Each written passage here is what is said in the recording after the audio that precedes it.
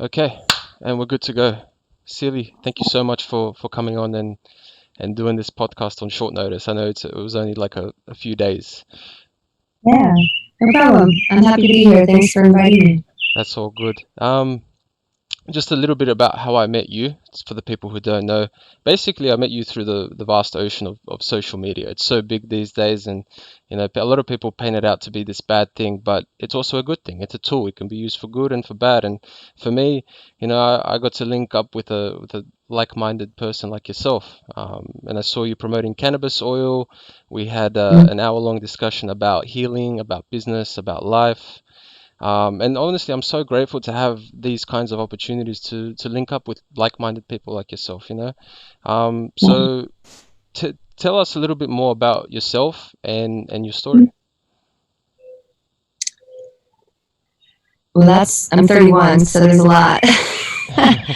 But I mean, I'll give you, the version that I give most people. I'm a woman. I've grown into a woman. I have two children. I'm a single woman at this point in my life. Have been in entrepreneurship since 2015, but I would really say my whole life, because I grew up selling my parents' groceries to them to get, I was always creating business ideas as a young child. So, I've been an entrepreneur really my whole life, but I didn't really implement it into my adult years until 2015. And since then, it's, entrepreneurship is a journey. It's not about the destination. And I think with anything, it's the same. As me being a mother, as me being a woman. So I'm just on this journey to really connect with people, to have relationships with people, but most importantly with myself. And, it's a great time to be alive and also a scary time to be alive. But I definitely have more of the conscious, and my reality is definitely more on the spiritual side of things. And, I not only hold on to that, but I live and breathe it every day. So, interesting enough, when you asked me to come and do this, I thought, how am I going to talk about myself, especially with what's going on?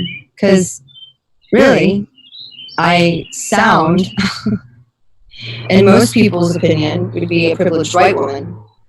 But my backstory is I grew up in poverty. I grew up not being able to go to college. I grew up with having parents that were abusing drugs and alcohol, or not alcohol so much, just drugs. And trauma was very much, I was raised by trauma and had to go through my own trauma as a young child and as a young girl, young adult. So really, when you asked me to come on here and kind of talk about these topics, it was like, how do I really want the world to perceive me in this podcast? And, I definitely know that I have never dealt with racial things on the level that they have, but I've also been arrested, and I've also been discriminated by, a Latino Mexican officer.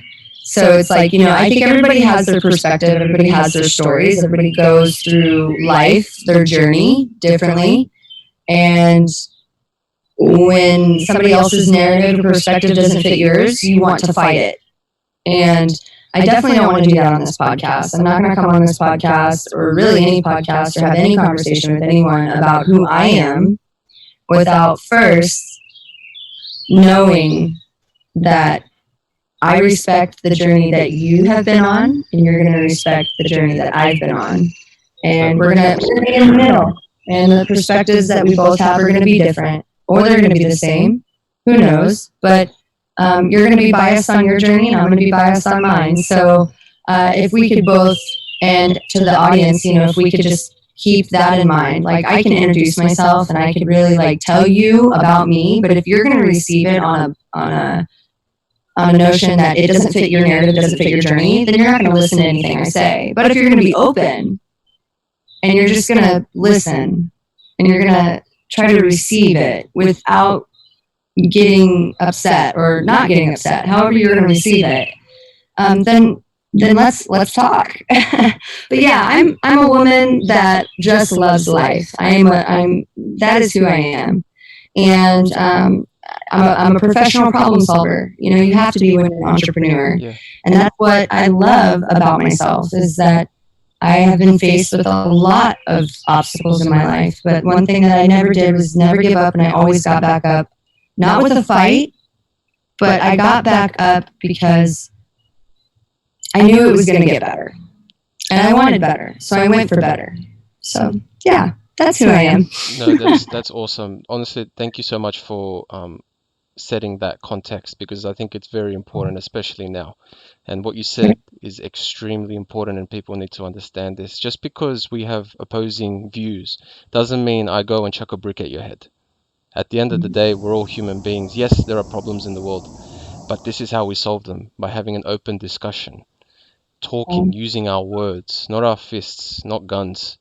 We need more discussion, and discussion without, escalating to something violent at the end of the day. But yeah, wow, that was a great intro. Thanks for that. Um, Seeing how it's all playing out now, can you tell me where do you live, by the way, Ceally? Where are you located at the moment? I am located in the heart of America. So I'm in Kansas City, Missouri. Is that like a left-leaning or a right-leaning sort of state? Interesting. So we are conservative for the most part, and we are more right leaning. Hmm. Inner urban areas are more left, and that's just because you have a lot more people that live in a very condensed area. And that's typically what you see in most states. Like if you have bigger cities, they typically lean more left, I guess, in my perspective. And kind of my observation, I've seen that. But so we have a mixture. But every year when polls come out, I mean, we typically have always leaned right. Cool. And where you're at in your part of the world, are you seeing any protests, any riots, any looting, any sort of things like that? Yeah, briefly, it did happen last Saturday. Last Saturday, and it went until Wednesday. Yesterday. The first day it was just kind of like people were getting together in the park and having signs, and then Saturday night it kind of escalated, but it didn't escalate to the point of violence. I mean, it was just silent. It was a silent protest. Yeah, it was a peaceful protest. Sunday was a little different. Sunday night turned into some companies, unfortunately, were ransacked. However you want to, the windows were busted out. People went in and took from these businesses, these small businesses. Small businesses. You're not even talking about corporations. Corporations that are really, and I'm not going to say it, but corporations that are taking from people more than giving back. And you have these small businesses that are giving back to their communities and being very generous. And then you have people that are angry and feel that they need to take it out on small business. And really, it has nothing to do with small business. It has everything to do with your local officials, your local police department, and we'll get into the details of what I did with that. But yes, we have seen a little bit of rioting and looting, but it happened Sunday night. Monday it died off, so it's like it almost like hit Saturday, climax, and then it just started kind of coming down. And by Wednesday, we still have people at the park like peacefully protesting, but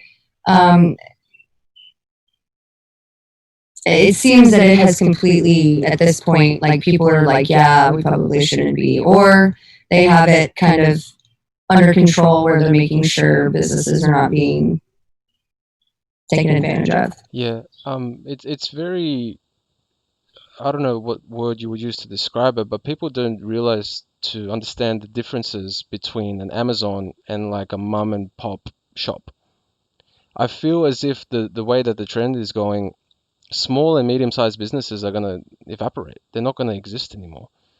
The way it looks like these massive corporations are just trying to suck everything from these small and medium-sized businesses and just kind of control the supply chain, everything. I mean, it's a total globalist movement. Would you agree? Um, I would agree, yes, on the notion that that's been their plan the whole time, that it's not new, that corporations have always been about squeezing the last drop out of the lemon, including, their employees. So, yeah, I would say that is definitely very apparent. And how do you feel as a small business owner yourself? I mean, that's taking power and money away from you, and your family to care for your children. Um, so I have a way different, and my frequency on this is probably a lot different than another mom and pop shop. Of course, it does anger me with someone that is really dependent on their mom and pop. My small business hasn't been small business since the beginning of 2019. We're up in the millions now. So, and the millions that we've been able to generate has came from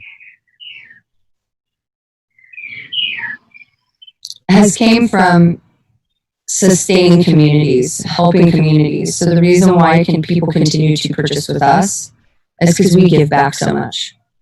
And they will continue to purchase from us because Amazon, Walmart, Target, those things aren't sustaining the communities that we've been able to do, and we will continue to do. We've given back to, Black-owned companies, small mom and pop companies that have been directly affected by COVID and directly affected by looting. I don't see Walmart or Target or Amazon doing any of that at all. So when you ask me, how does it make me feel? I feel that it's just my job at this point in time, that where I'm at in my business is that I can set an example for other businesses that are in that medium range, not huge corporations, that we need to set an example, and we need to make these corporations really understand that people aren't going to continue to purchase with you if you're going to continue to take from them. You're continuing to bite from the hand that feeds you. And you're going to have people like me that are saying, hey, you buy from us, guess what? We're going to match every dollar that you spend with us, and we're going to give it to this community that's been directly affected. So people are going to tend to shop with their heart versus for other reasons. But, I've always driven business by heart and by intention. So for me, I feel bad for others that, sustain their life business, like their business, on like their well-being. They have to eat, those kind of things. Like I feel for them. But we have tools and resources to help people, and we're going to continue to do that. And it seems to always be the type that it continues to feed everyone at the table versus just the person that's running the company. So that's my business model, and I've kept that business model from the moment I've opened my doors, and it's the most fulfilling. I can look at myself in the mirror every day. I only need one pillow. So, I don't need a lot for me to feel fulfilled and sustained and happy and safe. So anything extra just goes. It just goes. We don't need it. And we don't need to keep it either, because you can't take it when we die. So, yeah, I feel for the other small business owners that, are feeling squeezed right now. And you mentioned the model that you live by. Are you referring to kind of like a MLM, network marketing, direct sales type of model versus like these big corporations that just, make everything in China, get it for dirt cheap, and then sell it for massive margins? Sure. That's one of the business models. Yes, absolutely. Network marketing today is not network marketing 10 years ago. Even 5 years ago, it's been completely different. So when people are like, oh, yeah, you're in that pyramid scheme, I'm like, yeah, tell that to the 1,000 people that are making really good money. And, we're helping sustain families. So it's definitely not your aunt's network marketing company, as I've always called it now. That's one of the business models. But no, we actually have, I have a consulting and a conscious entrepreneurs coaching model. Basically, I have a community of coaches that we've been able to bring together. And basically, if you get with one of our coaches, there's proceeds that go to small businesses, that go to Black-owned businesses, that go to COVID, businesses that have been affected. Like, getting into the community where the coaches' communities are, and just giving back fully. Not only are we helping people's mindset and their emotional health, but like we're able to really help people on a more grander scale. Like the month of April, we were able to give $100,000 away, like just like that, and it wasn't, we didn't flinch. It didn't hurt our pockets. We weren't like scrambling to find how we were going to eat the next month. And I mean, it helped so many people. It helped so many people.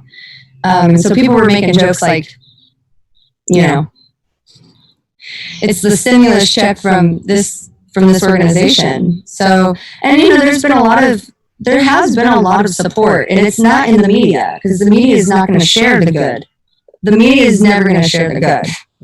Okay. So that's. I'm glad you pointed out the media, because I honestly and wholeheartedly believe they play a major role in what's happening right now in America. Sure, and I do too. And I have felt that way from the moment. So I wasn't raised really with TV, and I'm really thankful for that, because I really feel like I've never really been brainwashed. Because when I do talk to people and they're like, oh, did you see that show, or did you see that movie?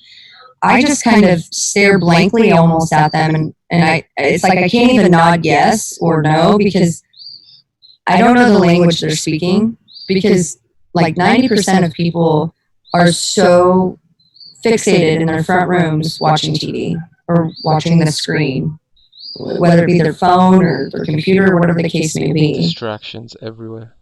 Yeah, I mean, you're literally looking down versus like looking up and, seeing the world. You know what I mean? Like getting out and going and seeing the world even. Could you do me and the people who are watching this a favor and just show everyone where you're at the moment? Oh, yeah, because I had to, I'm like, sure. So. Beautiful. Look at that, guys. That is living life. There's my friend. He's going down the water. But yeah, then we've got the sunset over here in the far That's so side. chill. Yeah, this is my life, and it's like I live it, I breathe it, I'm the essence of it, and some people are like, okay, you're getting kind of hippie on me, and it's like, I mean, you come here and you feel the energy that I put off in myself, my children, my home, my community, my business.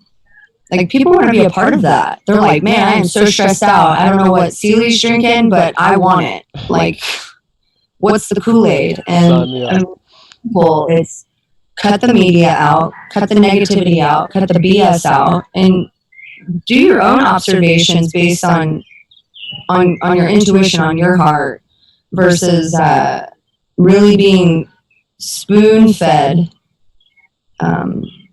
their narrative. Because you're literally sitting and you're literally like absorbing what these people are saying, and you're retaining it. I mean, you're literally programming yourself. Whatever they're saying on TV, you're gonna absorb it. And this even goes with left side, right side. I mean, it goes with both sides. So, and and I am definitely not either one of them. I don't sit on either side. Now, people have said that, oh, you definitely have some views, you're definitely right, or oh, you have some views, you're definitely left. And it's like, well, I don't label myself as either one. Like, I'm gonna have my perspectives, my beliefs, my morals, my things that I do, but I don't see color, I see character. I don't live in this world in fear. Now, have I been afraid of things when COVID first happened? Absolutely. There was a period in my life that it was like, I'm feeling the world right now. Like, I'm feeling the energy of everybody that you're putting out. We're scared.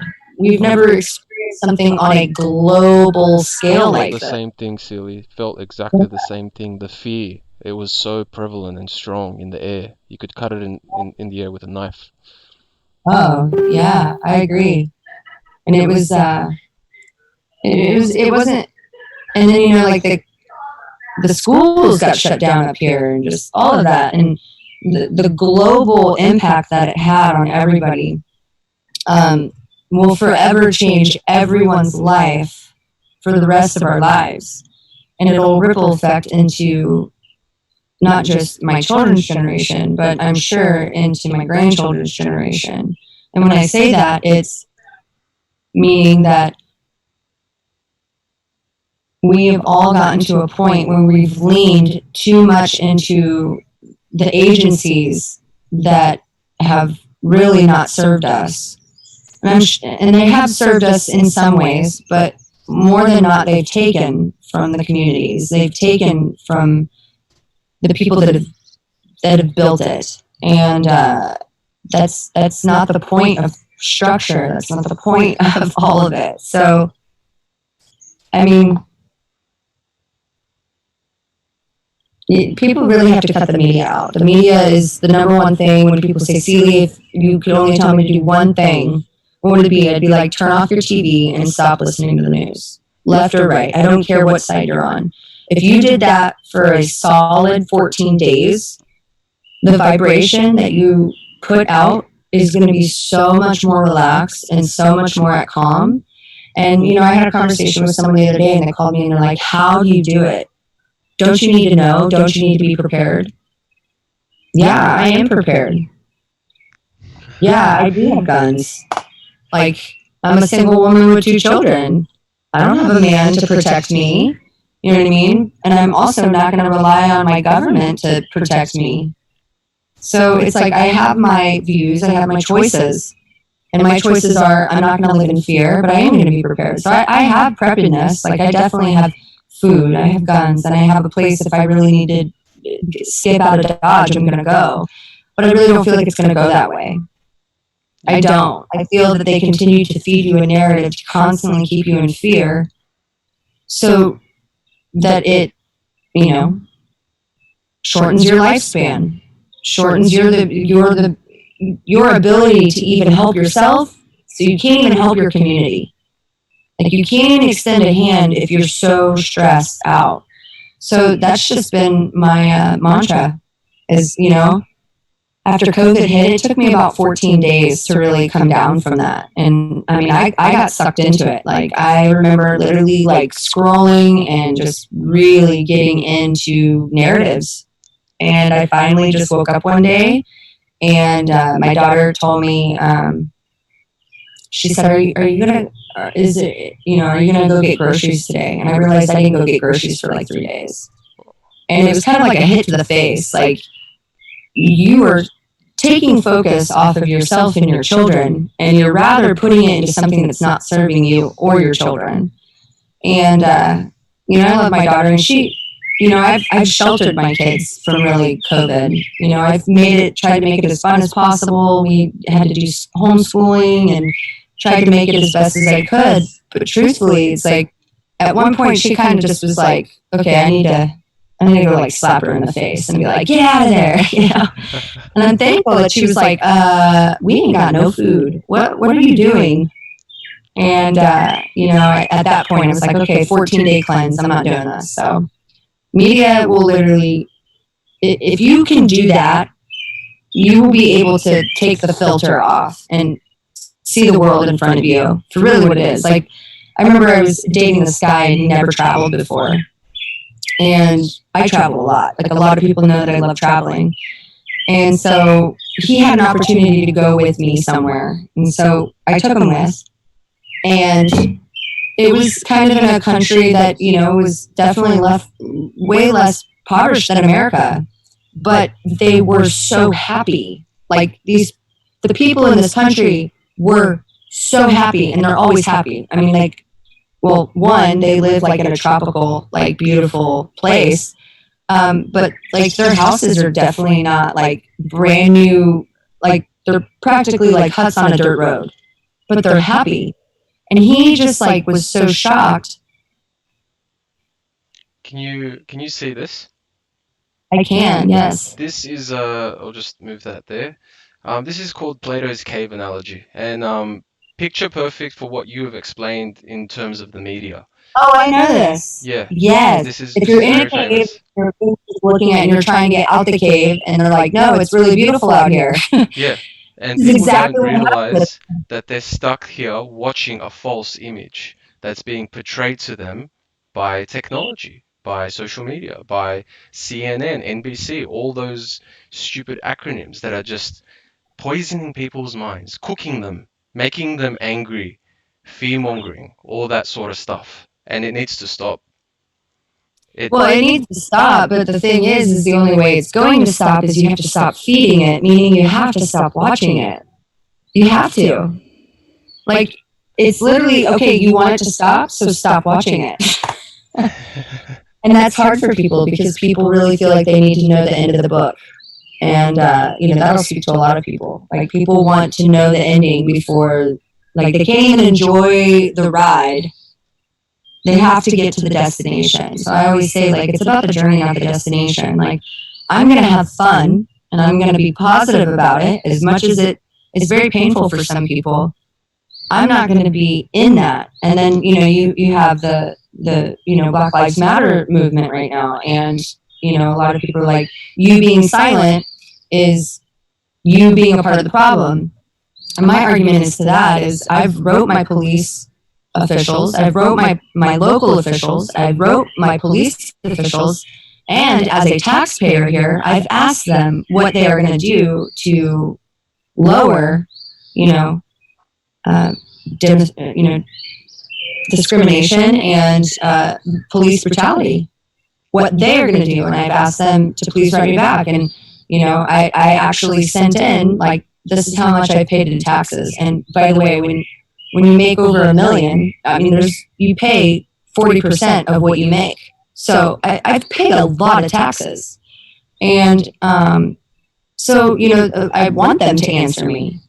So when people say you're silent, I'm not going to go protest down there. I'm protesting to the people that can really make the changes. It's a smart move. Throwing a brick through a small business window isn't going to make a change. You taking your body and your physical sign and going to the police department and protesting at the police department. I'm not going to tell you to throw a brick, but go and protest at a police department. Go protest at local officials. Walk into their offices and ask them. I mean, they get paid to sit and to delegate and write laws. That's what they do every day. And again, it's based on education. We're not taught this in school here. We're not taught this in school here. Like, we're not taught how to navigate life. We are taught bullshit history, bullshit algorithms that we'll never use in our day-to-day life. Like, we're not taught to be sustained, to be able to sustain ourselves. We're taught literally just be a shit.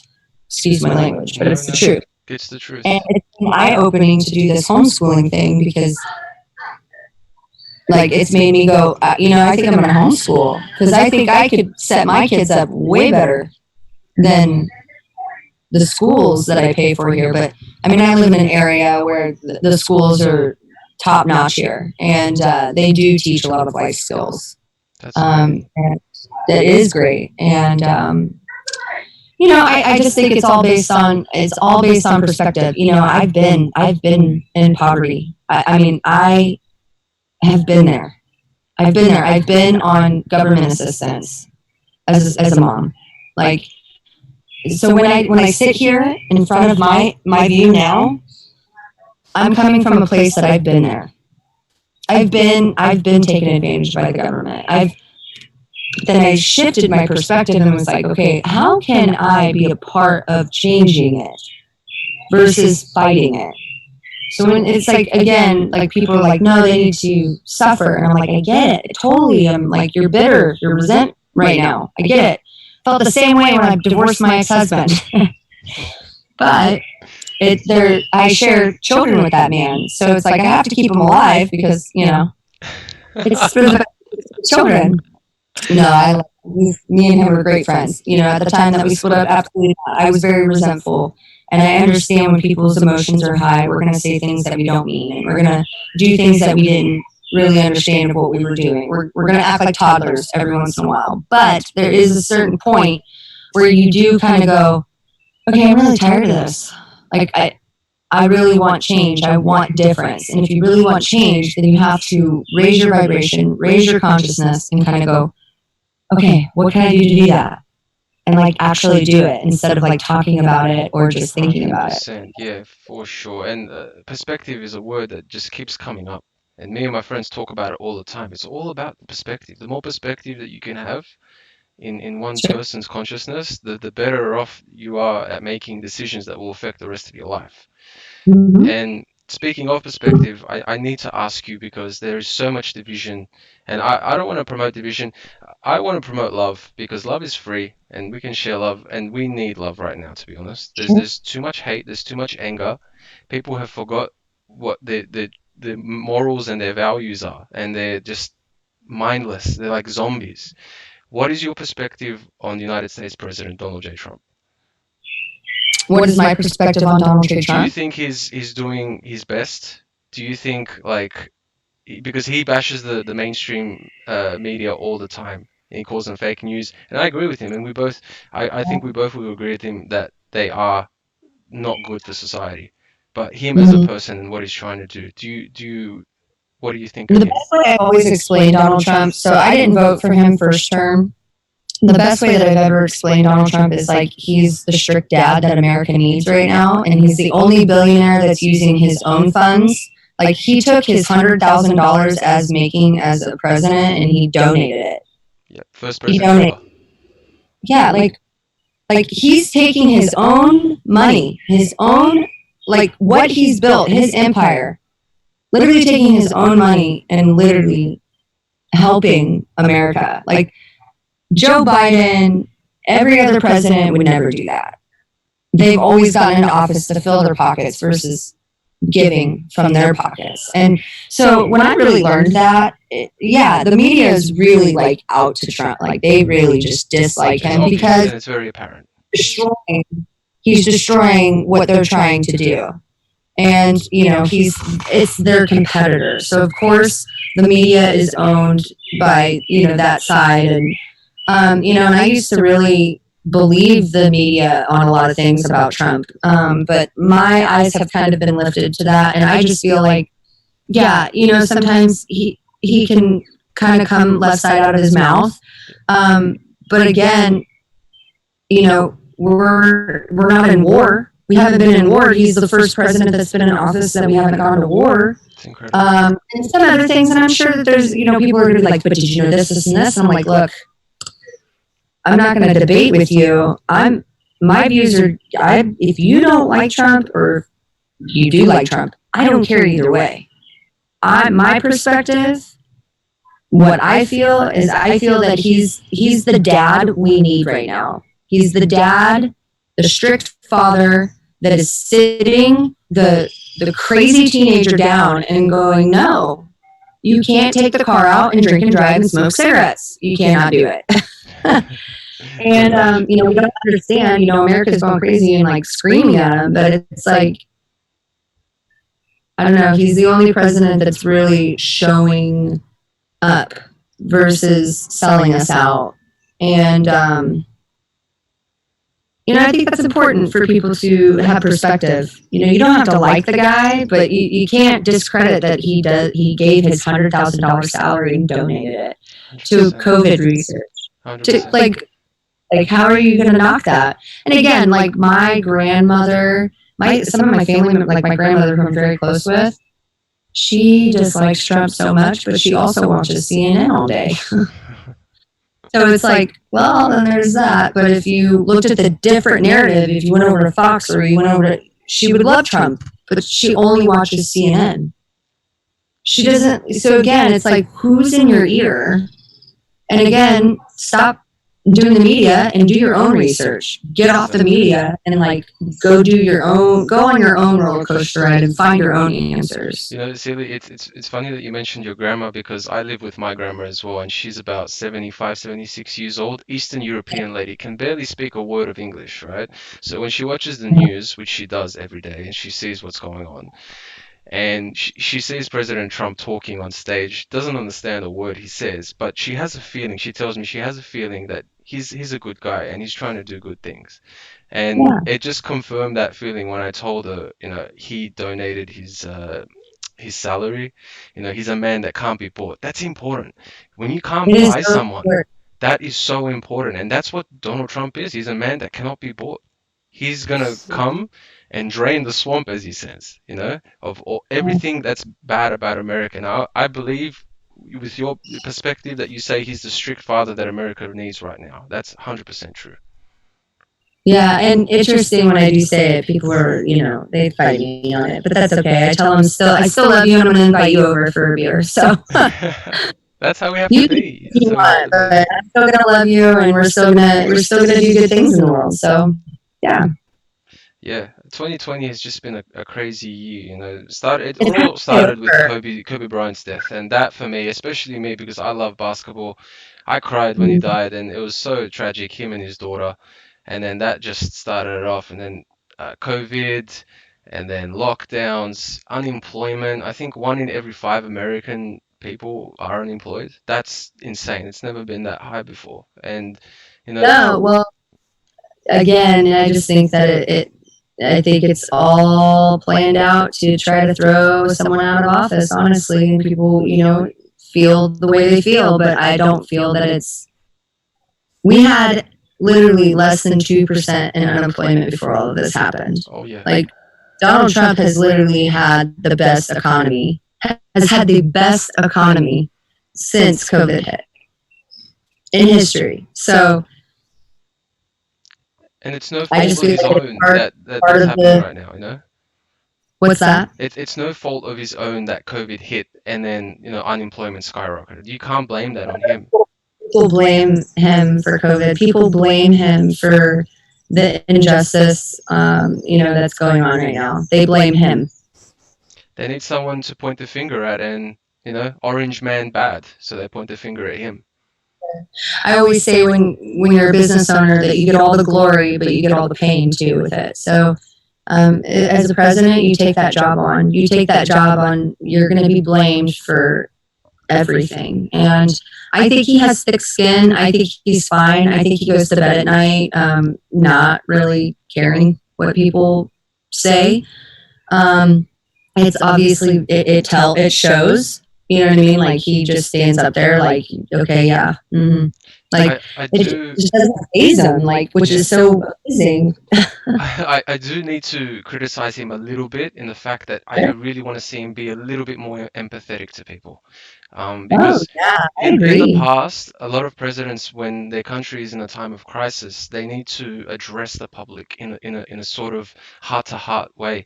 It just doesn't seem to click for him. I don't know why. I think it's just because And the that's way why I he call him is. strict dad, because he doesn't come from a heart place. Yeah. He does.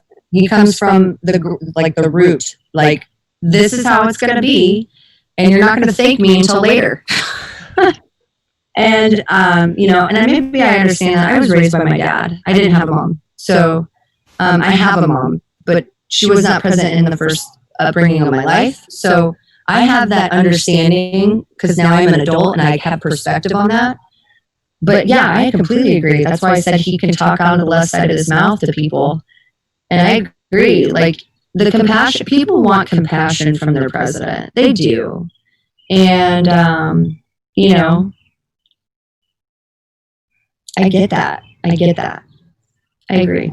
Yeah, and the Twitter rants, it's a little bit too much, and he's, but then again, that's just his character, and he's a man that can't be bought, and he's just trying to, do it his way, which I honestly think is a much better choice than Joe Biden ever will be. You know, I just think that, we're going into our second, term with Donald Trump, and it just keeps getting more and more interesting. So, I don't even know how they're going to do it this year. I'm just kind of sitting back and hoping that we can all actually go in and write in our vote. People are already advocating for mail-in voting, which Could you I don't. explain that? I briefly saw that on the news, but I'm not sure what it is or what its significance. So mail-in voting. So like you would get, every household in America would get a paper ballot, and you basically fill it out and you send it in. Which, that just seems so sketchy to me. It leaves lots of room for fuckery, pretty much. Way more than that. I mean, you got people's copier machines at home, like they could counter, you know what I mean? They just go all sorts of sideways. So again, however they're going to do this, I hope that, they raise their vibration and their consciousness on this one. And, like how I explained to my grandma, when she gets really, really just gets upset about things, I tell her, you're going to pass away one day and we're going to have to take over. So why don't you just put up the torch and just hand it over to the generation that needs to take over anyway? And, she doesn't like that answer, and it comes really heartless. I get it. But like when I traveled to Alaska and I sat with the Eskimos, the older generation, do you know what they do up there with the elderly people in their tribe? They put them on an ice cap and they send them out to sea when they get sick, and they let them die alone. Like, we're talking about real world people here. And we don't do that to our elderly, obviously. Whoa. We don't. And I'm not saying we should do that. I'm not saying that whatsoever. I'm just saying people need to have the perspective, because they don't know about that. So like when I traveled and I came back home and was telling my grandma, I was like, I can't believe they do that to their elderly. Holy crap. The reason why they do that is because they can't take care of their elderly and continue to go on as a tribe. Because if the elderly's sick and you're always putting that energy into the elderly person, then guess what? It's going to wear that person down. Then they're going to get sick. And what if they have a baby? Then guess what? The baby's going to die. Nobody's going to survive. So they literally have the mentality is like, when you get of old age, it's your time. And there's like a ceremony and everyone blesses them and it's like a beautiful thing to them. But it's like, man, can you imagine if we did that here? Yeah, wouldn't go down well. You're sick, time to get on a boat and like go away. Like, we don't do that. But like, it's all about survival. And if we're really wanting to have a beautiful future, a conscious future, a loving future for all families, we have to think differently. Yeah. And I don't think how my grandma was raised is how we should be running our politics. Yeah, for sure.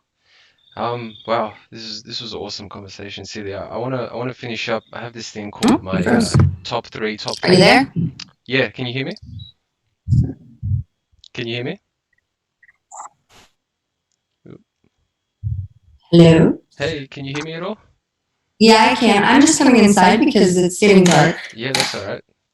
We're doing this live anyway. There's gonna be no edits, so it's gonna be uncut. Perfect. So I wanted to finish up. I have this thing called my top three. So top three things you're most grateful for in your life. It's a hard one, isn't it? Well, yeah, because I'm grateful for so much. Yeah. And really my theme for the past week has been grateful, like even today. I'm grateful for the opportunity to be a woman in America, honestly, because I've traveled so much and I've seen women in other countries and they definitely do not have the opportunity like I do. So that's probably my number one. I'm very fortunate to be a woman in America. I'm grateful for my health, because I come from a background of health and wellness, and I've seen people struggle with their health and wellness, and that is something that I definitely don't take for granted every day. I'm very grateful for that. And the third thing I'm really grateful is my ability to love people unconditionally in ways that are not easy for a lot of other people. So I'm very grateful to have the ability to be understanding and to give love and to receive love, and to have that space for people, because when you're able to do that for someone, the impression you leave them is better than any gift, any amount of money, because they can feel it, and either they're going to alchemize it and they're going to express it how they're going to go forward in life, or they're just going to always remember how good it felt in that moment to be appreciated, to be heard, to be supported. That it'll be a safe place for them. So those are probably my top three. Beautiful. Preach it. I love it. Top three most influential people in your life. So that's an interesting one, because I haven't really had a lot of influential people. I didn't really have a lot of people to be able to look up to except my very immediate circle, because I didn't have media.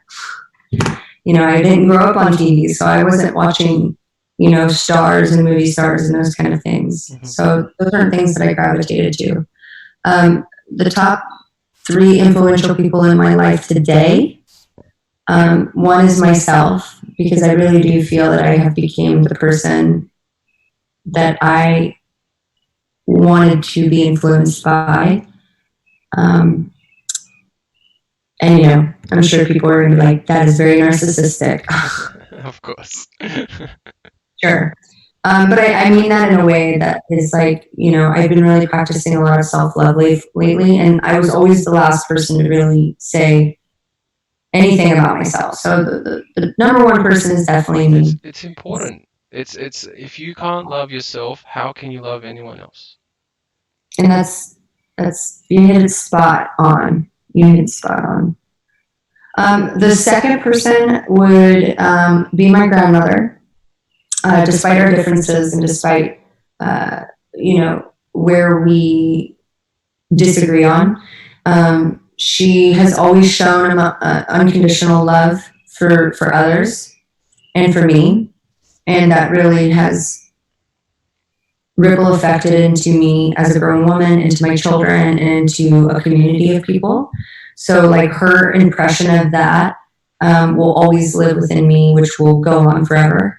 So that's the second person that's influential. And then the third person that's influential is my daughter, because she's the future. And just like any child. So any child we see, they are the future. So however you receive and give to children, they will remember how you left them, how you impacted them, and they will either change the future negatively or positively with how you've treated them. So she's definitely someone I admire. She keeps herself accountable as an 11-year-old daughter, and she keeps me accountable, which I can't, and again, this is going based off of like, I don't watch media. The Kim Kardashian and Donald Trump are not people that I idolize. These are people close to me. These are people that I hold dear to my heart. And they're my influence. They're what keeps me going and keeps me wanting to build and keeping me to love people around me. So, yeah, those are my top three influential people. That's awesome. Thanks for sharing that. Yeah. And the last top three, three goals that you're looking to achieve in your life. There's so many. I don't know if I can dwindle it down to three. Okay. Maybe the biggest three or something, or ones that you really want to accomplish. So my number one goal is to achieve making biodegradable plastic, paper, and commodity goods out of cannabis, hemp, cardboard boxes, those kind of things. Taking our waste down to very minimal, being able to just continue to have that life cycle on Earth with what we consume and what we use. That's my number one goal. Two is to create a community of impact and conscious entrepreneurs to be able to really have business with impact on a positive scale. That's my second goal. And my third goal is to raise my children in a way that really changes the world. Lovely. That's amazing. That's awesome. Thank you so Yeah. much for sharing that. That's awesome. I Interesting. love to dig into people's brains and see what makes them tick, see what um, gives fuel to their fire, and it's really interesting. And very last thing, before we end it, you can ask me any question, anything that you want to ask me, go for it, and I will Okay. let you know my answer.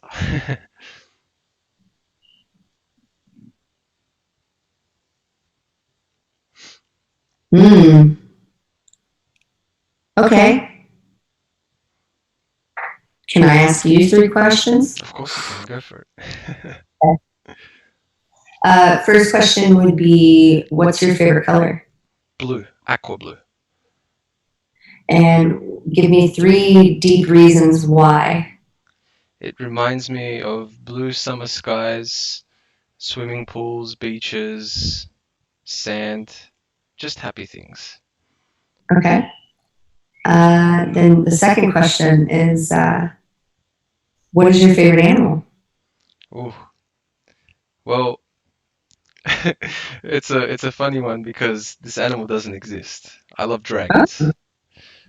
Okay. It's a mythical animal, so it's not a Why? real animal. But if I were to say my favorite animal, it would be a mythical dragon. Okay. And three deep reasons why. Well, one, they can spit fire out of their mouth. Two, they Mm-hmm. can fly. And Mm-hmm. three, they're just so powerful. They would be a king in the kingdom if they were real. Yeah, absolutely. I love mermaids, so there you go. Nice. Okay, the last question. What's your favorite body of water and three deep reasons why? Body of water. Like waterfalls, river, ocean, lake, pond, pool. But okay, yes. Waterfall for sure. I was actually at a waterfall last weekend with a few of my friends, and so it's winter time here in Australia, and it doesn't get as cold as America does. It doesn't snow here. I've never seen snow myself. I don't know what it feels like. I don't know what it looks like. Um, but we went to the bush. It's about an Mhm. hour and a half away from the main city of Sydney, and beautiful fresh air. Everyone's chill and laid back, and we hired out this Airbnb, and it was like a cabin made out of wood, and it was beautiful. It had ducted air conditioning, it was heated, and then me and the boys we went down into the bush and found this beautiful waterfall. It was about honestly, it was single digit degrees in there, and we just said, you know what, let's just jump in the water, and You did it. what a So, shock to the body that was. oh, I bet. But you know what? It's really good for your nervous system. It helps cleanse the vessels. Interesting enough. So, give me three deep reasons why you love waterfalls. Peaceful, romantic, and just nature. I mean, you can't get any more nature than that. That's the pinnacle. Awesome. Well, I appreciate you answering those questions. You're welcome. Look, Celia, I think we touched on a lot of important topics. Thank you for your perspective. I really appreciate it. As an outsider looking in, my heart goes out to the American public, to all the black people who have, you know, gone through this racism. I really hope that America starts to heal. America stops to look at the mainstream media. That's one thing that you said. If people take away from this conversation, is that they turn off the TV. And I think that's very important. And I hope that we can all reunite and get rid of this division and hatred and anger and move to more love and unity, so that we can have a better world. Yeah, I agree 100% with that. Thanks Awesome. for having me on. I really appreciate it. And I've always admired you and always have watched from afar, and we've just always kept in touch. And, it would be a real honor to meet you in person one day. Maybe one day, for sure. I'll get my girlfriend. She'll probably be my fiance or wife by the time we see each other. But yeah, all good. Thanks, Celia, again. Appreciate it. Have a good day. Absolutely. We'll talk soon.